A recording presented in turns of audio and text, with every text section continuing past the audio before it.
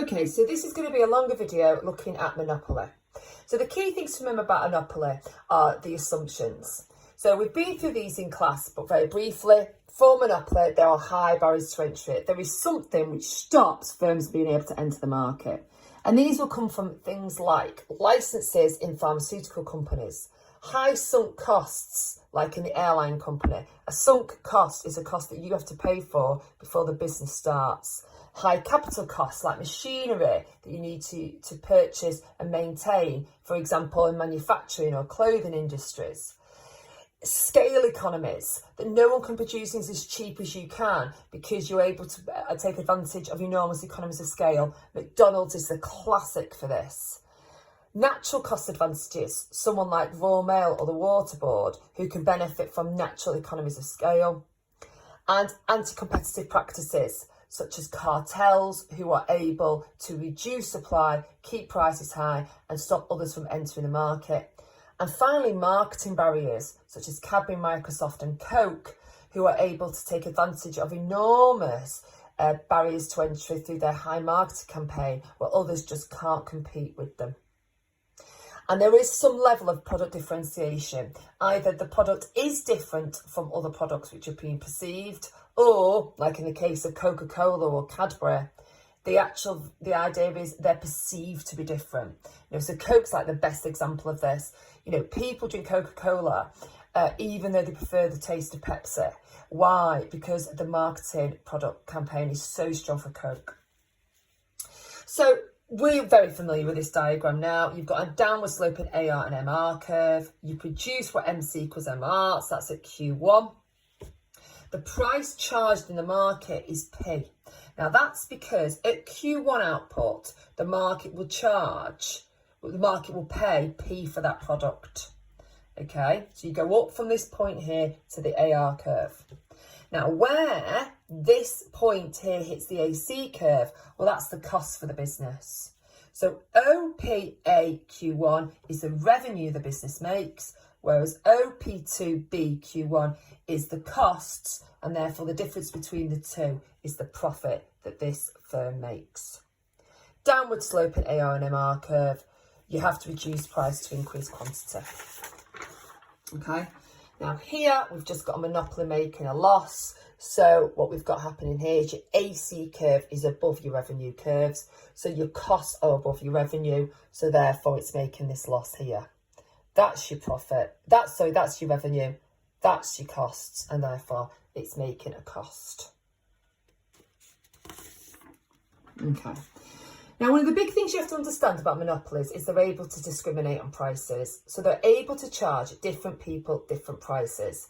And the examples we talked about in class are things like NHS discounts or NUS discounts, OAP discounts, first class travel, peak time travel, train travel.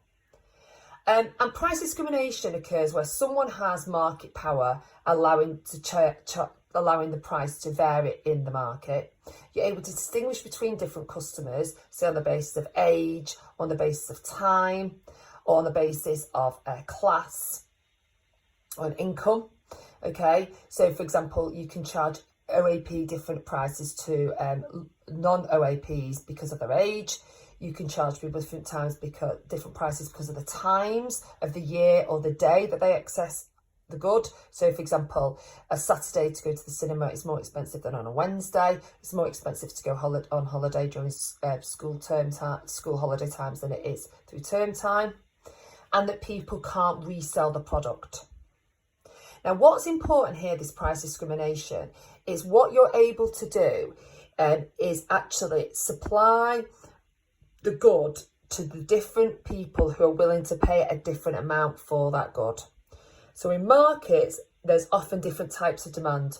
Some's more price elastic and some are more price inelastic for those who really want the product and others that just use it.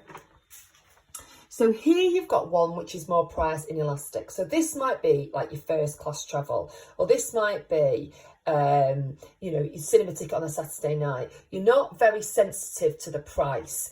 Maybe it's because somebody else is purchasing it for you. So if it's first class travel on the train, often the person who uses the train is not the person who actually pays for the travel.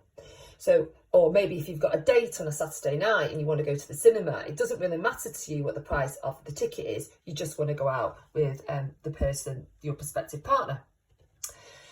Here, this is where you are more price conscious. So here, this is maybe your OAP meal, or this is maybe your student discount. So these people here would only purchase a good if the price is lower. So what we're able to do through price discrimination is charge some people a higher price and some people a lower price, which means that the profit increases as a whole for the business. So the profit is higher as you're able to meet the demands of your market and therefore discriminating your market to each consumer. But the problem with this is some people are charged higher prices and they can't stop the higher prices being charged to them. So if you've got to get peak time travel on a train so you can get to school or college or to work, then you can't stop the fact that you've got to get it at that time and you're being discriminated against because you have to pay a higher price to be able to use that train at that time. Or maybe you're charged a higher price for gas and electricity because you've got a poor credit rating in the past, which means you have to pay a higher price all the time. The regulator has to keep close control of this to stop certain sections of society from being affected. Next session, we'll have a look at advantages and disadvantages of monopoly.